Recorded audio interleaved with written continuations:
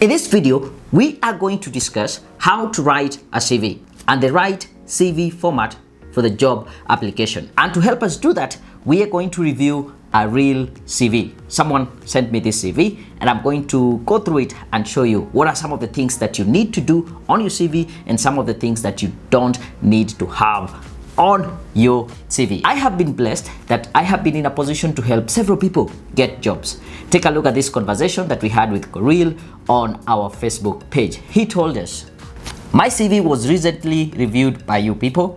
I am a decorated young accountant currently heading finance department in a small entity. Chezeni kama nyinyi." That is Swahili. I can loosely translate it to mean keep on doing the good job. So without further ado, let's get started.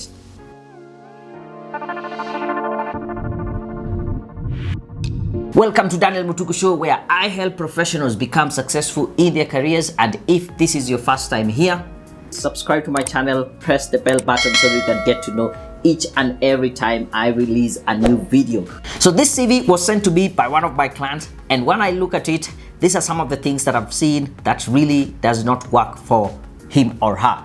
He did put his first and last name as the header of the CV. That means every page you look at it, it will have his first and last name, which I think it's a lot of repetition, and it also takes up more space and makes the CV a little bit longer, as we will see when we look through this CV. I have changed some of the information so that you are not able to identify them. So like the name, the phone numbers, and other very important for privacy purposes, but the rest of the CV is exactly as it came in.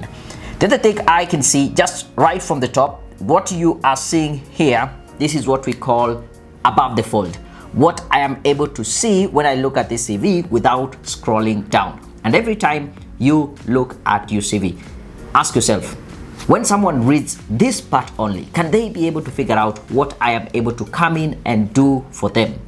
Like, can you figure out what this person can do? Actually, you can't be able to get that information because they have wasted the first top half of the CV with so many important information, but irrelevant when it comes to CV. Their first name, I can see they are married, their postal address. Sometimes the postal address can be misleading. The other day I was discussing with, again, another client, and she had put in the address to be PO Box Nyeri. And I asked her, "Are you in Nyeri currently?" She said, "No." And that is the kind of perception the reader gets the moment they are looking at your CV and they can see there's the postal address, which is in Nakuru, Nyeri, Mombasa, and that is not specifically where you're located at that current moment. So the postal address doesn't really make a lot of sense in this day and age to have it on your CV, because that is not, again, the quickest way for the employer or the recruiter to get in touch with you. You can see, phone number, Kenyan, Christian, fluent in English and Swahili. And we come to the deadly part, which is called the objective.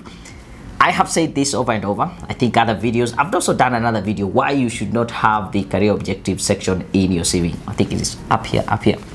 I'll link it in the description of this video. Now, let's read this person's objectives. When I highlight this part, seeking a challenging environment that encourages continuous learning, creativity, and which provides exposure to new ideas and stimulate personal and professional growth. It sounds like a very good objective. However, this objective here is very selfish. The employer is asking, what can this person do for me?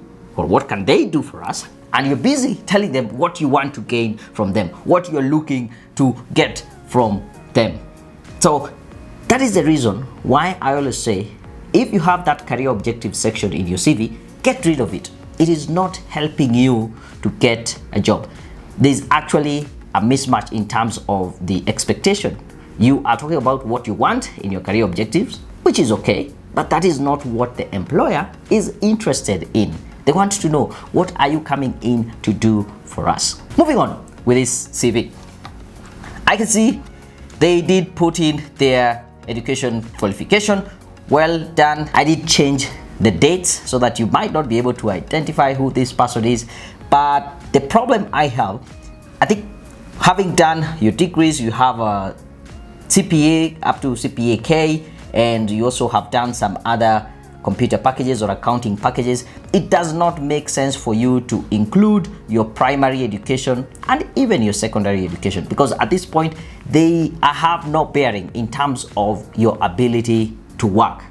If you don't have much of the qualifications, you can include your secondary, but your primary, it doesn't really make sense. This makes the CV much longer and doesn't really help. Moving on, I can see the experience from this date to this date. He was an accountant in a certain hardware. These were the responsibilities, good stuff. But I also encourage, instead of just having the responsibilities, what were your achievements? What did you gain when you were working there? They also worked as a bazaar in this secondary school. Again, some list of the responsibilities, no achievements, and that seemed to be the thing.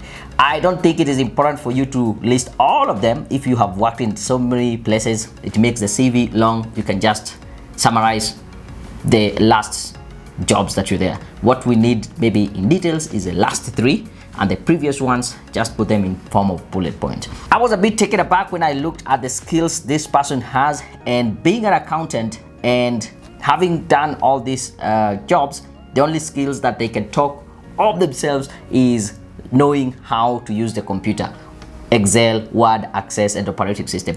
I would want to see some skills in regards to, as an accountant, what are some of the skills that you need to have? Is it balancing book? Is it auditing? You name it. Things that are related to accounting. These ones are very general and would work for someone who's just at an entry level, but at their level, this is not acceptable. Leadership position, oh, this is good. Or leadership skills, she had some, she was a leader, a vice chair in the Girl Guide movement. Then there's a big blank space. I don't know why. Then she lists extracurricular activities, personal attributes, and finally we have the referees. I like the fact that this person was able to put a referee from the secondary school where they were the bazaar. So it is direct credibility. If I really want to know how they work and direct feedback on their performance, I can call the previous employer, which is a good thing.